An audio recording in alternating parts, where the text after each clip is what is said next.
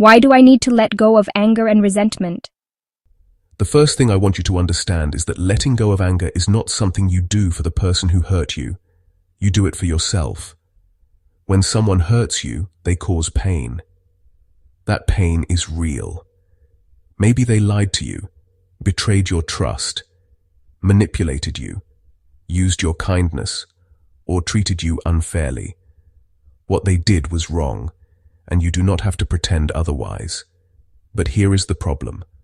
The longer you hold on to anger and resentment, the longer that person continues to affect your life.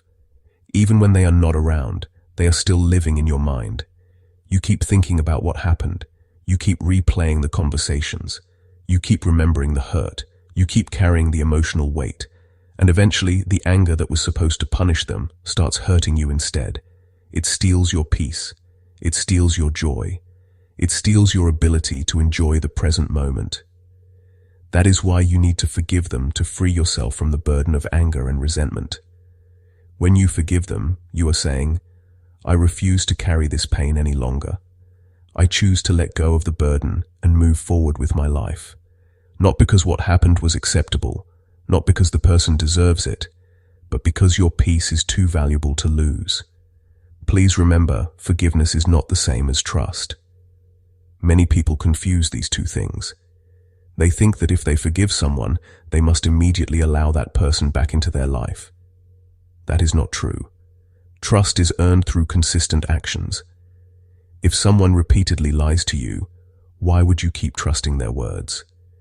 If someone repeatedly manipulates you, why would you keep giving them opportunities to manipulate you?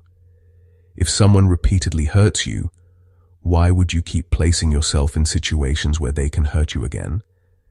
Just because you choose to protect yourself from someone who has hurt you does not mean you are angry, hateful, or holding a grudge against them. Learn from what happened and wish them well, while choosing not to put yourself in situations where they can continue to hurt you. Protecting yourself is not holding a grudge against them. It is saying, I have learned from what happened, and I will make wise choices going forward.